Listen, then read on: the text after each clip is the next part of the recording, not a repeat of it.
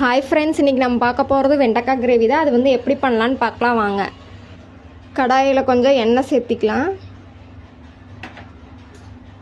ஜீரகம், மல்லி, 6 பல் பூண்டு, ஒரு வரமிளகா ஆட் பண்ணிக்கலாம். இதை நல்லா வணக்கிக்கலாம். வணக்கிட்டோங்க. இதை வந்து எடுத்து வச்சிடலாம் தனியாக.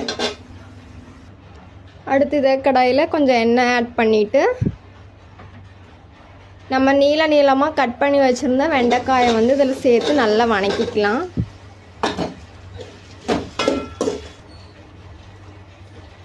கொஞ்சம் உப்பு போட்டுக்கலாம். கொஞ்சம் மஞ்சத்தூள் போட்டுக்கலாம். இந்த மாதிரி நல்லா வணக்கிட்டோங்க. இது தனியாக வந்து நம்ம எடுத்து வச்சுக்கலாம். அடுத்து கடாயில் கொஞ்சம் எண்ணெய் ஆட் பண்ணிக்கலாம். கடுகு, சோம்பு நல்லா பொரிஞ்சிருச்சுங்க. வெங்காயம் ஆட் பண்ணிக்கலாம். வெங்காயம்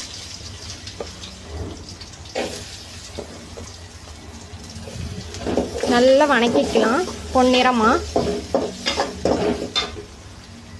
வெங்காயம் நல்லா வணங்கட்டுங்க. அதுங்க நம்ம வந்து வணக்கி வச்சதை வந்து நம்ம பேஸ்ட் பண்ணிட்டு வந்துடலாம். தண்ணி கொஞ்சம் ஊற்றி. வெங்காயம் வணங்கிருச்சுங்க. அடுத்து தக்காளி ஆட் பண்ணிக்கலாம்.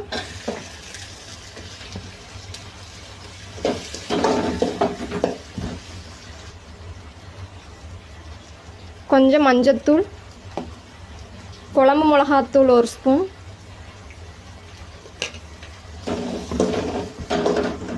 வெங்காயம் தக்காளி வணக்கிட்டோங்க. அடுத்து அரைச்சிட்டு வந்த பேஸ்ட்டை வந்து சேர்த்திக்கலாம்.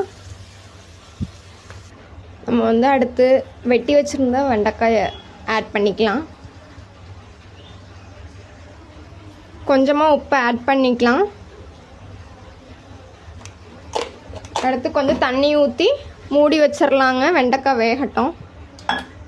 நம்ம வெண்டைக்காய் கிரேவி நல்லா வெந்து நல்லா திக்காக ரெடி ஆகிடுச்சுங்க. இந்த மாதிரி நீங்களும் வீட்டில் செஞ்சு சாப்பிட்டு பாருங்கள்.